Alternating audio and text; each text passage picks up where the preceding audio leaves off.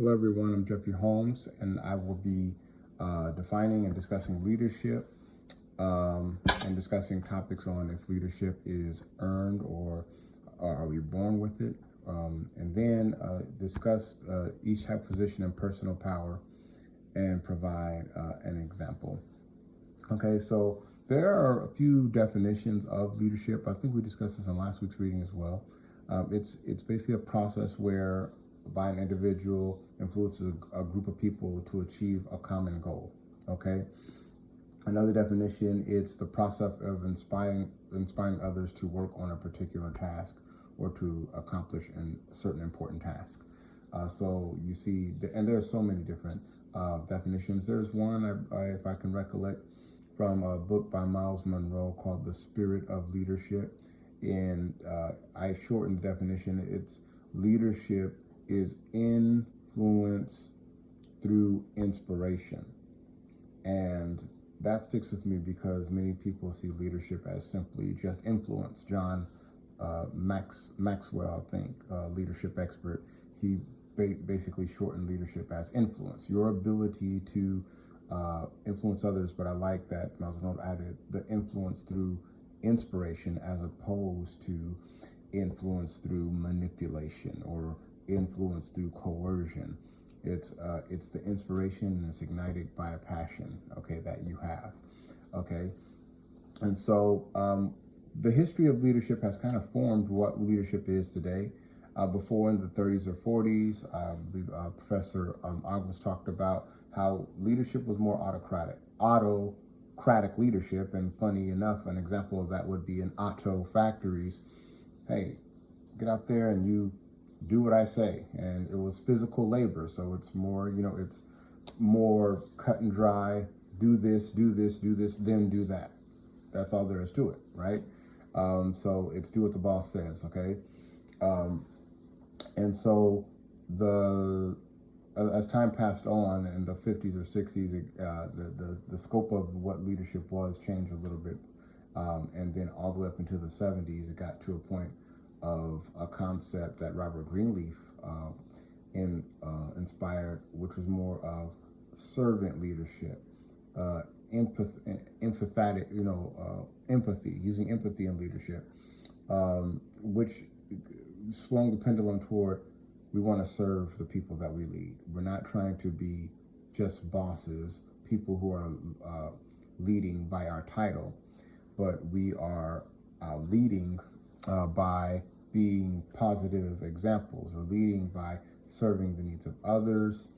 We're leading by modeling the way, as some leadership experts would talk. And so ethics is a major part of leadership as well. We've seen so many unethical practices by leaders and managers in the workplace. So there's a major emphasis on integrity and ethics and this concept of emotional intelligence in the workplace, okay? So leadership, again, is influencing people toward a common goal.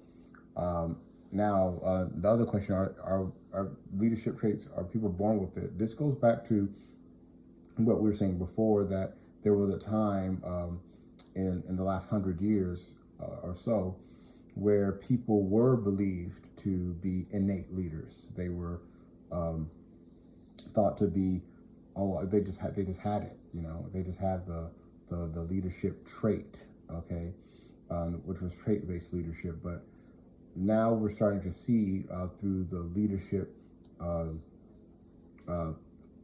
theories that leadership is something that can be learned, it can be developed. Even in the Drucker readings, he discussed how leadership is work.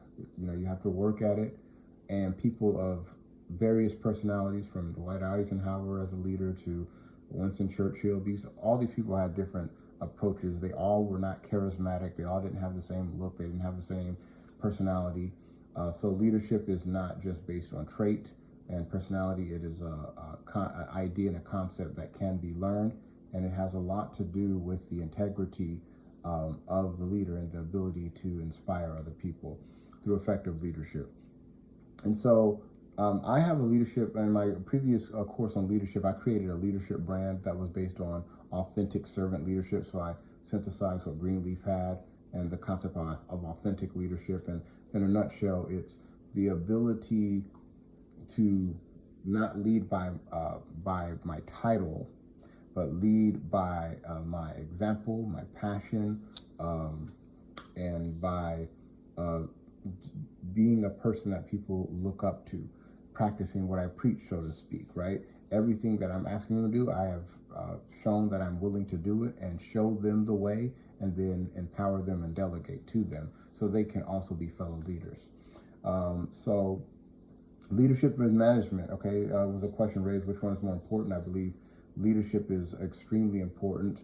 I believe that you lead people and that you manage processes, procedures, and systems, and good leaders are able to put people into those management systems. That's my personal opinion. So I lead people, I manage procedures and processes, if that helps. So I read this thing in our reading on teams. So leaders lead effective teams. That's a major thing. All right. And a team is just a group of people who are working together to achieve a common goal. But for that team to work, then it needs a team leader. Okay. So there was an article in the reading about there's no I in team, but Michael Jordan said, well, there's an I in win, right? There has to be someone who's helping to ride the bus, right? And that is willing to raise people to a standard. So leaders help build team morale, team cohesion, team effectiveness, okay? And they do that through these different levels, all right? So power and position, I want to quickly touch on that. So positional power is the power that you have based on the level of authority in the organization. And that position power is basically what you can offer others that you lead, right? So you can reward them for doing good, or you can reward them for their achievements through raises, through bonuses, through compliments, through a reference, whatever way you have. There's something you can do for them.